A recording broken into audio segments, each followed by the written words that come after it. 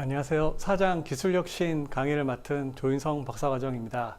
저는 KT 평창올림픽 추진단에서 서비스 기획 및 개발 업무를 담당하고 있습니다. 오늘 설명드릴 사장 기술혁신은 다른 챕터에 비해서 이제 이론적인 내용이 좀 많이 포함된 챕터인데요.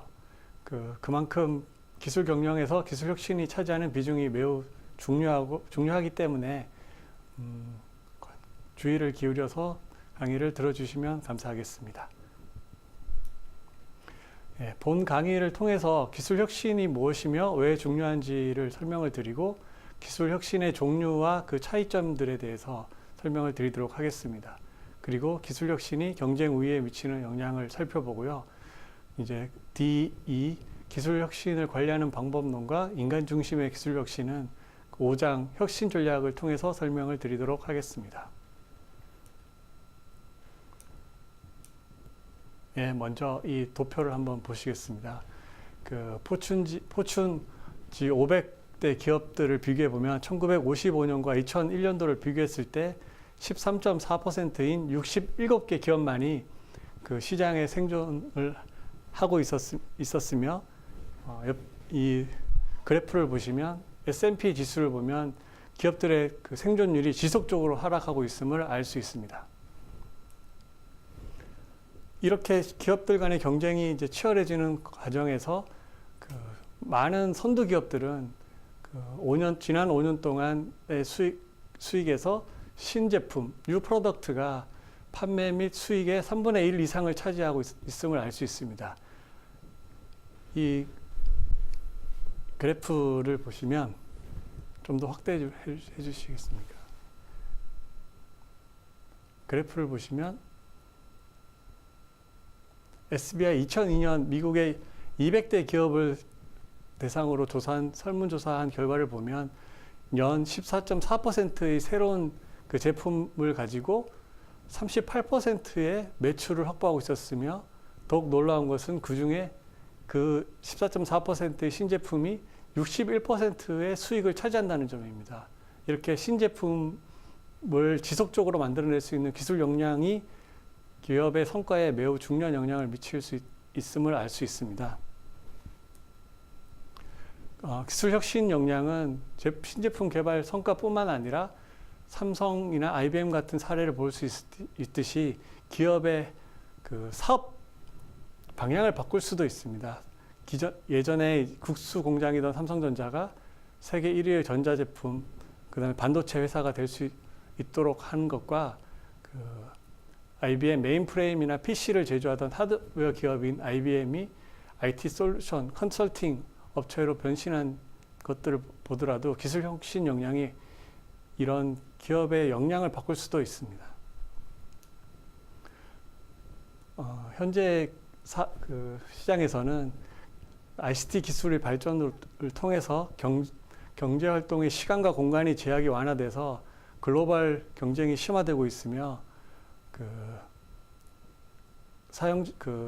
사용자들은 다양한 자신들만의 커스터마이즈된 제품을 원하기 때문에 기존의 일률되게 대량 생산을 하던 방식에서 매스 커스터마이제이션이라는 형태로 바뀌고 있기 때문에 점점 더 기술 혁신의 역량이 중요해지는 상황이라고 할 수 있습니다. 이러한 기술 혁신을 관리하는 것 역시 매우 중요한데요. 멜리사 셀링의 책을 보면 33,000개의 정제되지 않은 아이디어 중에서 결국 시장에 성공하는 것은 단 하나의 제품밖에 없다고 합니다. 그리고 이제 이 슬라이드는 우리나라의 R&D 투자 현황을 살펴보는 건데 2013년 기준으로 연구개발비의 총 규모는 세계 6위권이지만 GDP 대비 연구개발 비중은 세계 1위입니다. 하지만 다른 선진국에 비해서 특허 이전율이나 건당 특허 이전료 같은 것들을 보면 아직 실적인 미비함을 알 수 있는데요. 이는 좀 더 효율적인 예산 투자를 위한 방법이 요구되고 있다고 할 수 있습니다. 이제 다음으로 기술 혁신이 무엇인지에 대해서 설명을 드리도록 할 텐데요. 먼저 기술 혁신이 무엇인지 살펴보기 전에 이 그림에 있는 것을 살펴보시면 이 프레드릭 베츠 교수님의 책에서 제가 따온 건데, 처음에 이제 네이처에서 자연이 있고 그 자연 현상을 발견하는 것을 이제 디스커버라고 해서 현재 알지 못했던 것을 새롭게 찾아내는 것을 발견이라고 합니다. 그리고 이 사이언스를 매니플레이트 한다는 것, 조작하는 단계가 이제 테크놀로지인데, 발명은 이제 기존에 알던 과학 지식을 기반으로 새로운 것을 만들어내는 것으로 기술 혁신 과정의 원천이 될 수 있습니다. 그리고 이제 기술 개발이라는 것은 발명이나 발견의 결과물을 실용적으로 활용하기 위한 과정 또는 산출물을 말하고요. 이제 테크놀로지에서 이코노미로 넘어가는 과정이 이제 커머셜라이즈인데, 이 과정이 바로 저는 기술 혁신 단계라고 보고 있고요. 공정, 시장, 재료, 조직 등 생산 수단의 새로운 결합을 통하여 신제품이나 서비스를 생산, 마케팅, 판매하는 일련의 현상을 기술 혁신이라고 할 수 있습니다. 네, 기술 혁신은 다양한 학자들에 의해서 이제 여러 가지 정의가 활용되어 왔는데요. 이러한 학자들의 정의를 가지고 기술 혁신의 몇 가지 특징을 살펴볼 수 있습니다. 첫 번째는 기술 혁신은 정적이라기보다는 동적으로 개선 활동의 프로세스, 과정이라고 보는 것이 적절하고요. 두 번째는 혁신의 목적이 상업적이라는 것입니다. 기업의 경쟁 우위 확보나 수익 창출이 기본적인 목적이라고 할 수 있습니다. 마지막으로 기술 혁신은 그 개선을 통해서 사용자에게 효용을 증가시킬 수 있어야 되는데, 직접적인 효용을 주거나 혹은 프로세스 이노베이션을 통해서 가격을 낮춤으로써 사용자들에게 효용을 제공할 수 있습니다. 그 기술 혁신에서 유명한 학자로 이제 조셉 슈페터나 피터 드러커를 들 수 있는데요. 슈페터는 크리에이티브 디스트럭션이라는 걸 통해서 기존의 기업들이 하고 있던 방식을 완전히 새롭게 파괴하면서 새로운 형태의 기술 혁신을 통해서 경제 발전이 가능하다라고 언급을 하고 있고요. 피터 드러커는 이노베이션을 하나의 피상적인 활동이 아니라 기업의 경영 활동으로 가져온 대표적인 학자라고 할 수 있습니다. 다음으로 이제 기술 혁신을 하게 되는 주체에 대해서 설명을 드리도록 할 텐데요. 기술 혁신은 기업이나 개인, 비영리 단체, 정부, 대학, 그리고 이제 그 기업들 간의 이제 지역적 공동체인 클러스터의 형태로 기술 혁신의 주체를 구분할 수 있고요. 전통적으로 기업은 기술 혁신의 예나 지금이나 이제 중요한 주체이고요. 여기 슬라이드의 내용은 그 기업의 기술 혁신 주체에 대한 내용보다는 약간 기술 정책 측면을 언급하고 있는데, 기술 혁신을 모델링한 그 예전부터 기술 혁신을 모델링해서 그 과정을 설명하기 위한 시도가 많이 있어 왔는데, 1950년대부터 나오기 시작한 선형 모델은 기술 혁신의 복잡한 과정을 간단하고 명료하게 설명할 수 있는 장점이 있고요. 그 로제거는 1993년에 이제 5가지 단계를 제시하였습니다. 기초 연구, 응용 연구, 기술 개발, 투자와 학습, 확산 단계.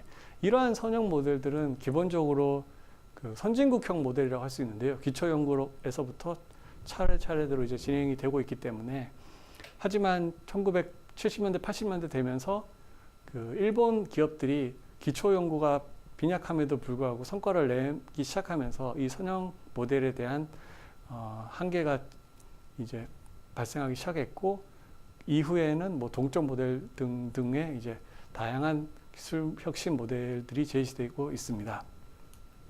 다음으로 이제 개인도 역시 기술 혁신의 주체가 될 수 있고요. 딘 카멘 같은 분이 이제 세그웨이 같은 것을 이제 발명을 하였고요. 그다음에 사용자에 의한 혁신, 주로 선도 사용자를 의미하는데, 실제로 사용자들이 제품을 사용하면서 느끼는 불편함을 개선하기 위해서 스스로 혁신의 주체로 뛰어드는 경우가 많이 발생하고 있습니다. 그리고 대학 역시 기술의 혁신의 주체가 될 수 있으며, 그다음에 그 제주팍 예를 들고 있는데, 키스트나 애트리 같은 정부 출연 단체들이 이제 기술 혁신의 주체가 될 수 있고요. 다음으로 그 요즘 많이 중요시되고 있는 오픈 소스 뭐 커뮤니티 같은 것들이 비영리 단체를 통해라는 이름으로 이제 기술 혁신의 주체가 될 수 있습니다. 그리고 이제 콜라보레이션 네트워크, 기업들 간의 협력 체계를 통한 기술 혁신 역시 가능하며 테크놀로지 클러스터라고 해서 우리나라로 예로 치면 수원 전자단지나 울산 자동차 단지, 조선 단지, 그리고 미국의 실리콘밸리 등을 예로 들 수 있습니다. 네, 이렇듯 다양한 기술 혁신의 주체들이 있을 수 있는데요. 가장 중요한 기술 혁신의 주체는 뭐 예나 지금이나 계속 기업이라고 할 수 있으며, 근래에는 점점 더 이제 개인에 의한 기술 혁신이 중요해진다고 말할 수 있습니다. 네, 다음으로는 이제 기술 혁신의 유형을 한번 구분해 보도록 할 텐데요. 기술 혁신의 유형을 구분해 보는 이유는 서로 다른 기술 혁신이 다른 종류의 지식 기반을 필요로 하고 있고 산업의 경쟁자와 소비자에게 다른 영향을 미치기 때문입니다. 다양한 기술 혁신을 구분하는 기준이 있는데요. 하나씩 차례대로 살펴보도록 하겠습니다. 예, 먼저 degree of novelty라고 해서 현재 얼마나 새로운냐의 정도를 가지고 그리고 연속성을 기준으로 incremental or radical innovation, 점진적 혁신과 급진적 혁신으로 구분할 수 있습니다. 점진적 혁신은 현재 하고 있는 것들을 좀 더 나은 방향으로 개선하는 것으로 보통 누적적으로 이렇게 발생을 하고 있고요. radical innovation, 급진적 혁신은 전혀 세상에 없던 새로운 방식 혹은 뭐 위험을 무릅쓰고 새로운 형태의 어떤 기술 혁신을 이루는 것을 radical innovation이라고 합니다. 보통 이제 radical innovation이 incremental innovation보다 좀 더 베이직 리서치에 많은 투자가 필요하다고 하는데, 이는 기존에 없던 새로운 과학기술에 대한을 기반으로 한 기술 혁신이기 때문입니다. 예를 들면 점진적 혁신은 질레트 면도기와 같이 면도날이 하나씩 증가하는 형태를 보면 누적적이고 되게 컨티뉴어스한 혁신이라고 할 수 있고요. 증기기관차 같이 기존에 없던, 당시에 없던 전혀 새로운 형태의 엔진을 만들므로써 혁신을 이룬 것은 radical innovation의 예라고 할 수 있습니다. 네, 다음으로는 기존의 역량을 파괴하는지 파괴하지 않는지 이 기준을 가지고 competence enhancing or competence destroying innovation이라고 하는데요. competence enhancing innovation은 기업이 가지고 있는 지식이나 기술을 바탕으로 이루어지는 혁신이고요. 대표적인 예가 인텔 마이크로 프로세서가 뭐 펜티엄 3에서 펜티엄 4, 펜티엄 4에서 펜티엄 5 뭐 이런 식으로 넘어가는 형태, 기존의 역량을 기반으로 이루어지는 혁신을 의미하고요. competence destroying innovation은 기존 기업들의 역량을 완전히 파괴하는 새로운 기술 혁신을 말하는데, 예로 들면 기존의 정밀한 자를 통해서 계산을 하던 기업들은 HP나 TI의 전자 계산기가 나옴으로써 그 기술은 완전히 진보화되어 버린 거죠. 예를 들면 이제 컴피턴스 인핸싱은 앞에서 설명했듯이 인텔 사례와 마찬가지고요. 컴피턴스 디스트로잉, 역량 파괴 혁신은 기존의 하드디스크 드라이브가 SSD, 플래시 메모리 형태로 바뀌게 되면서 기존의 하드디스크 드라이브의 역량을 가지고 있던 기업들의 역량들은 완전히 파괴되는 혁신이 발생하게 된 사례입니다. 네, 다음으로 기존에 하고 있던 일의 방식이 유지되느냐 혹은 파괴되느냐를 기준으로 continuous or discontinuous innovation으로 나눌 수 있고요. continuous innovation은 게임의 룰은 바뀌지 않는 형태의 혁신이고요. discontinuous innovation은 게임의 룰이 완전히 바뀌는, 슈페터가 말한 creative destruction을 통한 이 발생하는 혁신이라고 할 수 있습니다. 이 discontinuity라는 것은 기술 혁신을 통해서 발생할 수도 있지만 비즈니스 모델을 혁신함으로써도 발생할 수 있는데요. 예를 들면 애플의 아이팟 같은 mp3 플레이어는 기존에 있던 mp3 플레이어 기능과 동일하지만 BM을 iTunes라는 그 오픈된 마켓을 통해서 비즈니스 모델 혁신을 이루게 되고 이제 디스컨티뉴어스한 이노베이션이 발생했다라고 말할 수도 있을 것 같습니다. 다음으로는 게임의 이노베이션을 레벨이라고 해서 그 혁신의 단위를 보고 혁신을 구분하는 기준인데요. 모듈라 혁신 혹은 아키텍처럴 혁신으로 나눌 수 있습니다. 모듈라 혁신 혹은 컴포넌트 혁신이라고 하는데요. 이 모듈라 이노베이션은 부품의 일부를 부품 단위로 혁신을 이룸으로써 제품 전체의 구조는 바뀌지 않지만 그 제품을 혁신함으로써 그 전체 제품의 기능을 향상시키는 혁신을 말하고요. 아키텍처럴 이노베이션은 그 제품 컴포넌트 자체는 크게 변하지 않지만 부품, 그 컴포넌트 간의 인터랙션, 상호작용이나 인터페이스 등을 바꿈으로써 제품의 구조에 대한 혁신을 말하고 이 아키텍처럴 이노베이션이 모듈라 이노베이션에 비해서 산업에 좀 더 큰 영향을 미친다고 할 수 있습니다. 그 예로 이제 모듈라 혁신의 예로 기존의 서킷 커뮤니케이션을 통해서 음성 통화만 하던 것을 일부 컴포넌트를 혁신을 해서 문자 전송도 가능하게 된 사례가 있고요. 반면에 아키텍처럴 이노베이션은 앞에 그림을 보듯이 그 앞바퀴에 페달링을 앞바퀴에서 직접 하면서 이렇게 보기에도 불안한 구조로 있던 자전거가 그 자전거라는 고유의 기능은 유지하면서 그 뒷바퀴 구동으로 바뀌고 중간에 이제 체인이 들어가게 되는 형태로 구조적 혁신이 일어난 사례라고 할 수 있습니다. 예, 다음으로 혁신의 그 목표와 타이밍을 기준으로 프로덕트 이노베이션과 프로세스 이노베이션으로 나눌 수 있는데요.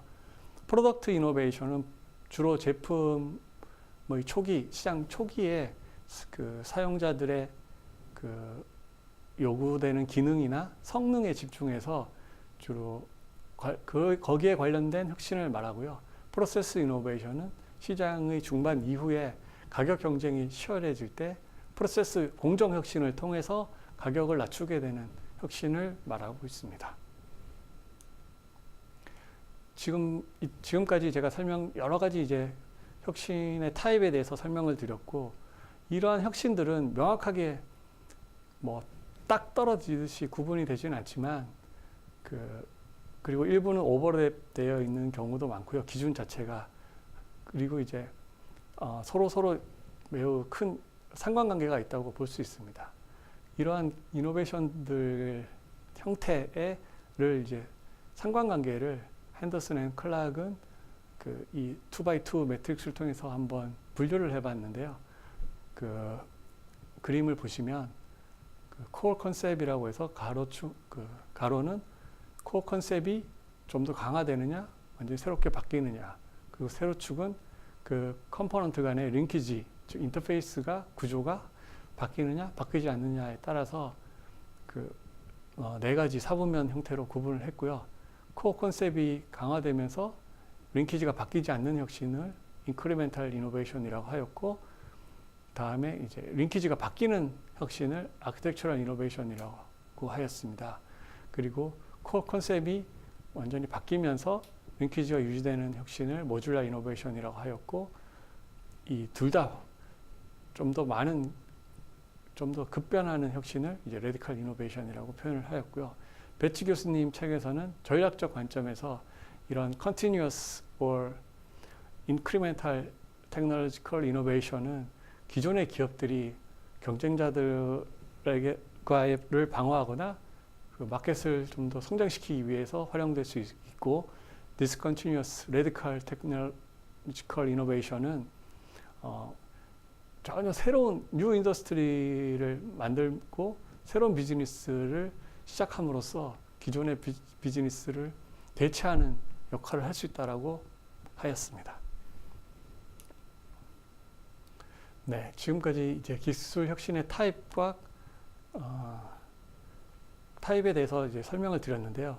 이러한 기술 혁신 타입을 이렇게 뭐 정확하게 이해하는 것이 중요한 것이, 기술 혁신, 어떤 새로운 제품이나 서비스가 나타났을 때 그 혁신을 바라볼 수 있는, 생각할 수 있는 프레임을 제시해주고, 그 기술 혁신이 자신의 기업에게 어떤 영향을 미칠지, 그리고 사용자들에게 또 어떤 효용을 가져다 줄지를 판단할 수 있는 기준을 제시할 수 있기 때문에 기술 혁신의 타입을 이해하는 것은 매우 중요하다고 할 수 있습니다.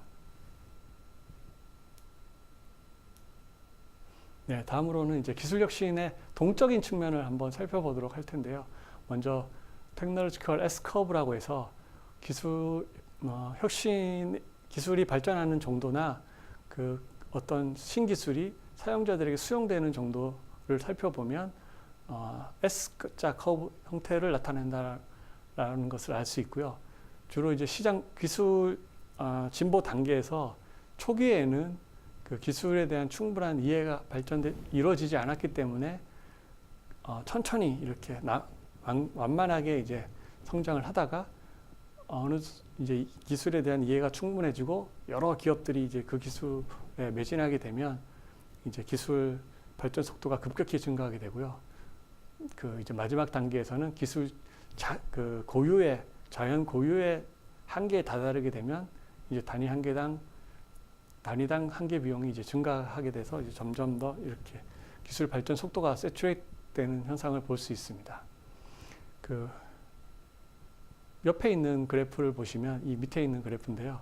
그 IT 기술에 대한 S자 커브는 좀 더 다른 형태를 나타내고 있는데 그 기술이 발전하다가 이제 소프트웨어 IT 기술이기 때문에 만약 소프트웨어나 OS 버전을 생각하시면 한번 딱 릴리즈가 되면 쭉 유지하게 되고 다음에 또 증가했다가 또 쭉 유지하게 되고 하는 형태의 그래프를 볼 수 있습니다.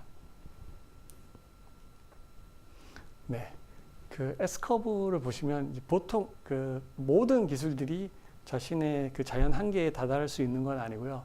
새로운 기술이 좀 더 빠른 속도로 발전을 해서 그 첫 번째 기술의 그 퍼포먼스를 증가하거나 아니면 첫 번째 기술이 자연 한계에 이르렀을 때 새로운 기술을 통해서 이제 그 기존의 기술들을 대체하게 됩니다.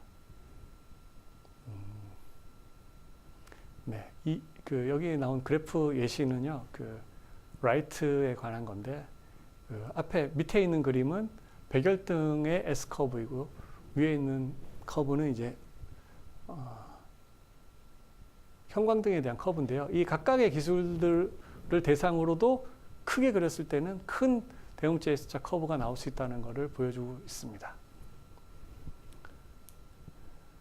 네, 다음으로는 기술 혁신의 발전 속도, 기술의 그 성능, 퍼포먼스뿐만 아니라 그 기술의 사용자 측면에서도 보시면 아래 그래프를 보면 이노베이터, 얼리 어댑터, 얼리 머저리티, 레이트 머저리티, 리가드로 해서 이제 단계별로 이렇게 이제 그 기술을 수용하게 되는데 이거를 누적한 그래프를 보시면 위의 그래프처럼 이제 S자 커브를 나타내게 됩니다.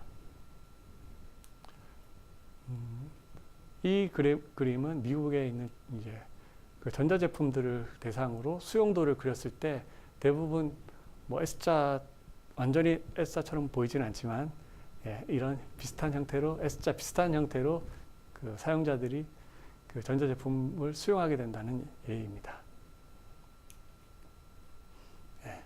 이런 이제 기술적 S커브는 그 매니저들에게 언제 기술에 대한 투자를 해야 될지 뭐 이런 그리고 기술이 발전 단계가 어느 단계인지에 대한 인사이트를 줄 수는 있지만 이거를 프리스크립티브 툴, 이거를 어떤 처방하기 위한 툴로 활용하는 데는 제약이 있습니다. 왜냐하면 그 기술의 그 한계가 정확히 어딘지를 파악하기가 어렵고 그리고 S커브 자체가 마켓이나 컴포넌트 기술 그리고 보안제 기술에 따라서 영향을 받기 때문인데요.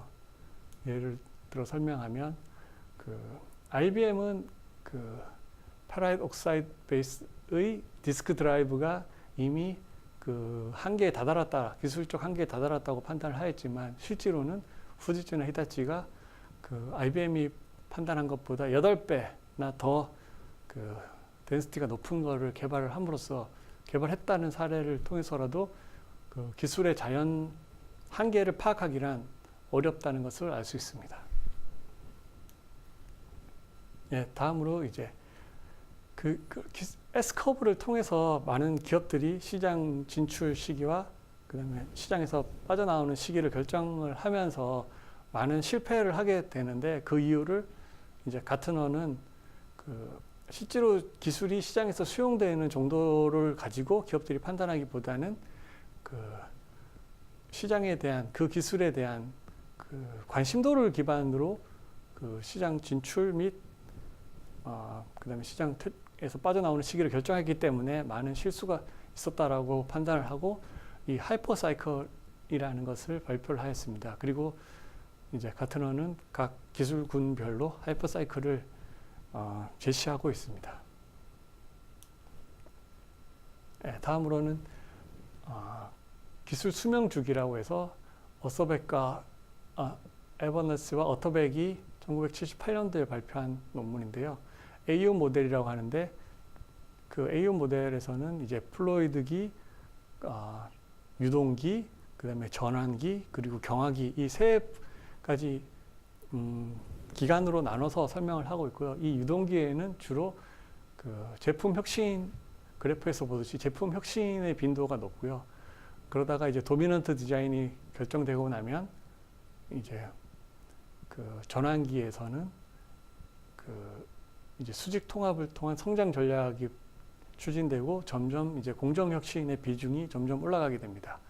그리고 이제 경화기에 대해서는 이제 제품의 품질이나 가격, 그다음에 딜리버리 타임 같은 것들이 이제 이슈가 되고요.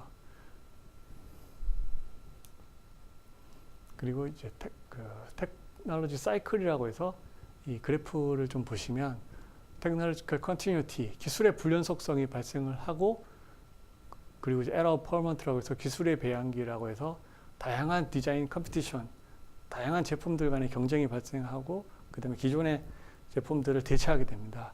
그러다가 이제 어느 순간에 도미넌트 디자인이 선택이 되고 나면 이제 기업들은 한 가지 도미넌트 디자인을 기반으로 인크리멘탈한 혁신의 단계로 넘어가게 되고요. 이러다가 이제 다시 이제 테크놀로지컬 디스컨티뉴티가 발생하게 됩니다. 이러한 과정들이 지속적으로 반복되고 일어나고 있음을 알 수 있습니다. 지금 이제 기술의 혁신의 동적인 측면을 살펴봤는데요. 설명하면서 이제 아시겠지만 앞에 설명했던 기술 혁신의 타입과 관련된 내용들이 많고 유사한 형태, 유사점을 찾을 수 있는 시사점을 얻을 수가 있습니다. 이제 도미넌트 디자인, 앞에서 잠깐 언급했던 도미넌트 디자인에 대해서 한번 설명을 드리도록 할 텐데요. 도미넌트 디자인은 통상적으로 이제 시장에서 50% 이상의 마켓 쉐어를 차지한 기술이나 서비스 등을 말하고, 일부 이제 연구들에서는 다양한 하이라키를 가지고 서브 시스템 단위로까지도 도미넌트 디자인이 있을 수 있다라고 말을 하고 있습니다. 이러한 도미넌트 디자인이 나타나게 되는 이유로서 이제 러닝 이펙트를 들 수 있는데요. 한 가지 기술에 집중을 함으로써 코스트, 단위당 코스트는 계속 지속적으로 감소하게 되고 퍼포먼스는 계속 증가하게 되는 거죠. 그리고 외부성이라고 해서 네트워크 익스터널리티, 다이렉트 네트워크 익스터널리티 혹은 인다이렉트 네트워크 익스터널리티가 발생하게 되는데요. 네트워크 효과라고도 불리는 이 효과는 자신이 사용하고 있는 상품이나 서비스가 효용이 다른 사람들, 같이 사용하고 있는 사용자 수에 의해서 영향을 받는다는 얘기고요. 예를 들면 같은 게임을 하는 유저 수가 많아질수록, 혹은 같이 사용하는 이제 메신저의 사용자 수가 많아질수록 이 게임이나 이 메신저 서비스의 효용은 점점 증가하게 되는 것이죠. 그리고 인다이렉트한 효과를 살펴보면, 이 인다이렉트한 효과는 보통 이제 플랫폼을 기반으로 나타나게 되는데, 대표적인 예가 애플의 앱스토어를 설명을 드리면, 아이폰의 사용자 수가 많아질수록 앱 개발자들은 앱스토어에 많은 앱들을 개발해서 올리게 되고요. 이제 앱스토어에 앱들이 많아지게 되면 사용자 역시 아이폰의 효용이 증가하게 되고 점점 더 많은 사람들이 아이폰을 사용하게 되는 거죠. 그리고 이제 도미넌트 디자인은 이러한 것들뿐만 아니라 정보의 규제, 특별한 특별한 기술을 표준으로 스탠다드로 선택을 함으로써 그런 기술이 도미넌트해지는 경우도 종종 있습니다. 보통 이제 이렇게 해서 도미넌트 디자인을 차지한 기업들은 승자 독식이 일어날 수 있고요. 애플이나 구글, MS 같은 이제 도미넌트 디자인을 확보한 기업들은 시장에서 큰 수익을 올리고 있습니다. 하지만 이런 승자 독식이 일어나는 이제 도미넌트 디자인은 항상 좋은 점만 있는 건 아니고요. 반독점법 규제 등을 이제 많이 받을 수 있는 또 빌미가 되기도 합니다. 예. 도미넌트 디자인은 최초로 나타났던 디스컨티뉴어스한 혁신이 발생했을 때 초창기의 모습과는 절대로 같지 않으며, 그리고 최고의 기술이 항상 지배적 디자인, 도미넌트 디자인이 되는 것도 아니라고 합니다. 그 예로서 VHS랑 베타맥스라는 비디오 포맷의 전쟁이 일어났을 때도 베타맥스가 기술적으로는 우위에 있었지만 기업들 간의 에코시스템 측면에서는 VHS가 승리하게 돼서 결국은 VHS 방식이 도미넌트 디자인이 된 사례도 있습니다. 이렇게 비즈니스 에코시스템을 형성하는 것이 매우 중요하고요. 점진적 기술 혁신을 많이 거치는 동안에 지배적 디자인에 관련된 것들에만 투자를 하게 되고요.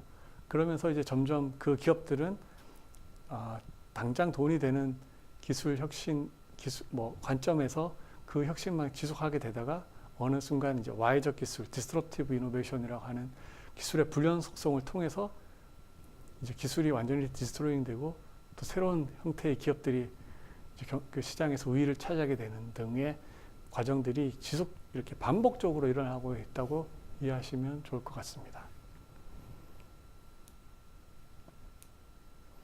네, 지금까지 기술 혁신의 이론적인 내용들을 가지고 설명을 드렸고요. 다음 장에서는 이번 장에서 배운 기술 혁신 이론을 어떻게 실무적으로 활용할 수 있는지에 대해서 설명을 드리도록 하겠습니다. 네, 감사합니다.